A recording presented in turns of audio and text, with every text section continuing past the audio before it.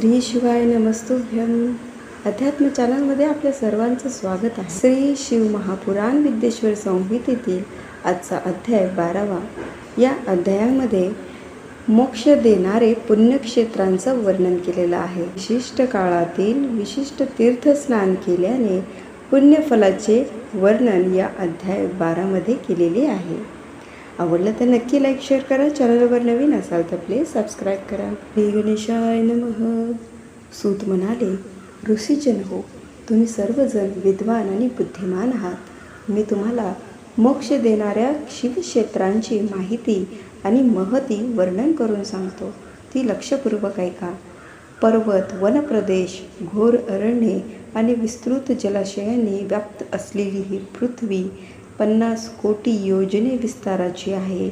भगवान शंकराच्या इच्छेने तिच्यावर जीवसृष्टी निर्माण झाली आहे.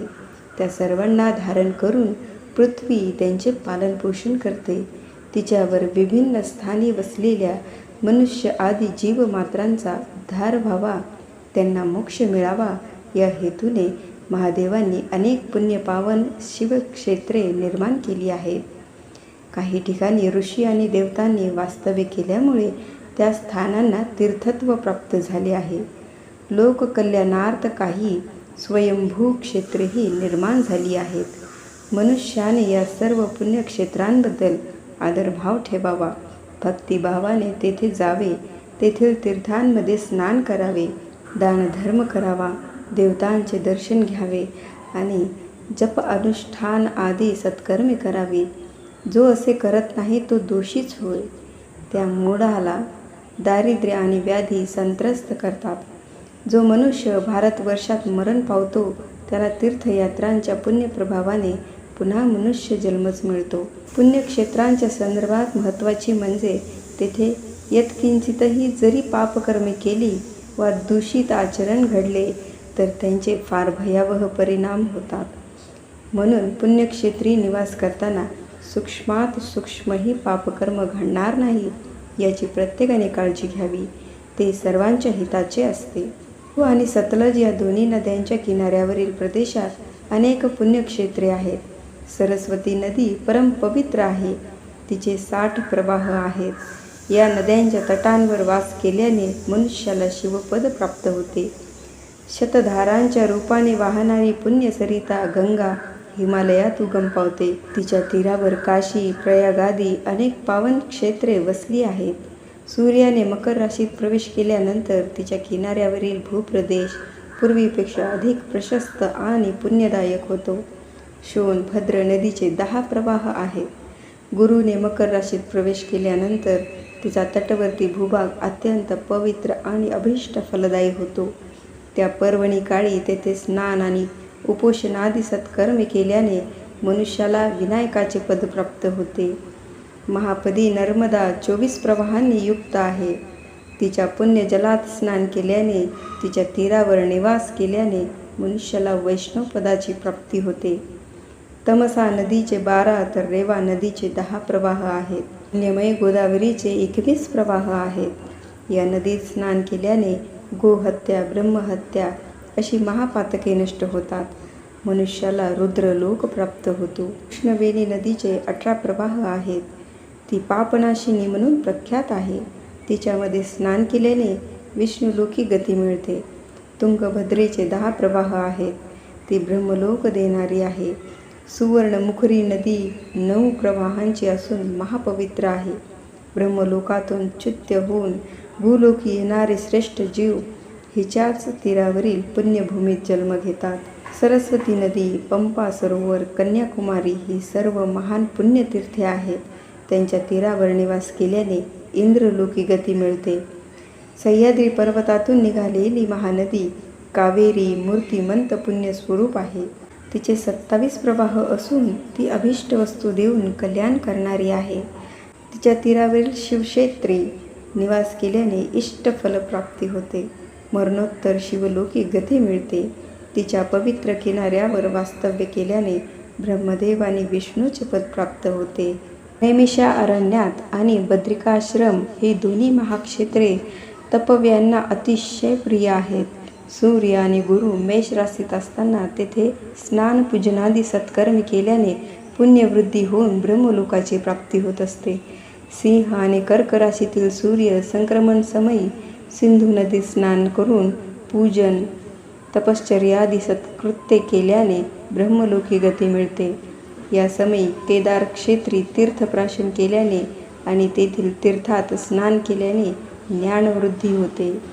गुरु सिंह राशीत असताना सिंह संक्रांतीने युक्त भाद्रपद मासात गोदावरीत स्नान केल्याने शिवलोक प्राप्ती होते, असे भगवान शंकरांनी फार पूर्वीच सांगितले आहे.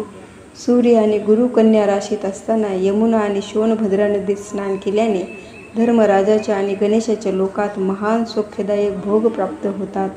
हे श्रेष्ठ महर्षींनीही मान्य केलेले आहे. सूर्य आणि गुरु तुळ राशीत असताना कावेरी नदीत स्नान केल्याने अभिष्ट फलप्राप्ती होते, असे भगवान विष्णूंचे वचन आहे. सूर्य आणि गुरु वृश्चिक राशीत असताना मार्गशीर्ष मासात नर्मदे स्नान केल्याने विष्णुलोक प्राप्त होते. सूर्य आणि गुरु धनु राशीत असताना सुवर्णमुखरी नदीत स्नान केल्याने, तसेच सूर्य आणि गुरु मकर राशीत असताना माघ मासात गंगा स्नान केल्याने शिवलोकाची प्राप्ती होते. तो पुण्यात्मा कैलास, सत्यलोक आणि वैकुंठ येथील सर्वोच्च सुखे उपभोगतो. त्यानंतर त्याला आत्मस्वरूपाचे ज्ञान प्राप्त होते, असे ब्रह्मदेवाचे वचन आहे. माघ मासात आणि सूर्य कुंभ राशीत असताना फाल्गुन मासात गंगेच्या तीरावर पितरांसाठी श्राद्ध, तर्पण व पिंडदानादी सत्कर्मे केल्याने मनुष्यांच्या मात्र पितृकुळातील पितरांच्या अनेक पिढ्यांचा उद्धार होतो. सूर्य आणि गुरु मीन राशीत असताना कृष्णवेणी नदीत स्नान करणे परमपुण्यदायक असते, असे ऋषीश्रेष्ठींचे सांगणे आहे. त्या महिन्यात पूर्वोक्त तीर्थांमध्ये केलेले स्नान इंद्रप्रदाची प्राप्ती करून देणारे असते. ज्ञानी जनाने गंगा आणि कावेरी यांच्या तीरावर वास्तव्य करावे. ही दोन्ही तीर्थे पापांचा तत्काळ नाश करणारी म्हणून प्रख्यात आहेत.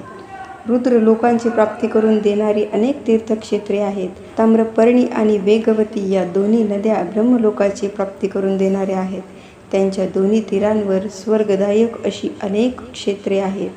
त्या नद्यांच्या मध्यवर्ती किनारी प्रदेशातील पुण्यक्षेत्रे अभिष्ट फलदायक म्हणून सर्वश्रुत आहेत. विद्वान पुरुषांनी तेथे वास्तव्य करून आपले कल्याण साधून घ्यावे. जो मनुष्य सज्जन आहे, सदाचारपरायण आहे, जो दया, क्षमा, शांती यांनी युक्त आहे, त्याने पुण्यक्षेत्री निवास केल्याने अगणित पुण्य लाभ होतो. तेथे राहून दुष्ट दुर्जनांना मात्र काहीही साध्य होत नाही. पवित्र स्थानी केलेले अल्प सत्कृत्य महान पुण्यफल देते, पण तेथे केलेल्या किंचित दुष्कृत्यांचे फार मोठे दुष्परिणाम भोगावे लागतात. जो मनुष्य पुण्यक्षेत्री राहूनच आयुष्य व्यतीत करायचे असा निश्चय करतो, तेव्हा या त्यांच्या पुण्यसंकल्पाने त्याची आधीची सर्व पापे जळून भस्मसात होतात. पुण्याच्या या महान प्रभावामुळेच त्याला ऐश्वर्यदायक म्हटलेले आहे. तीर्थक्षेत्री राहिल्याने मनुष्याच्या कायिक, वाचिक आणि मानसिक या त्रिविध पापांचा नाश होतो. तीर्थक्षेत्री केलेले मानसिक पाप वज्रलेपच होते. ते कल्पानुकल्पे पाठ सोडत नाही. ते पाप केवळ ध्यानानेच नष्ट होते. वाचिक पाप जपाने आणि कायिक पाप शरीराला कष्टप्रद अशा कठोर तपश्चर्येने नष्ट होते.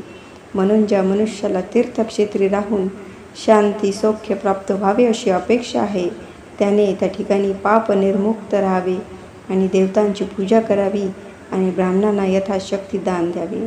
या ठिकाणी शिवपुराणातील विद्येश्वर संहितेतील अध्याय 12 हा समाप्त झाला.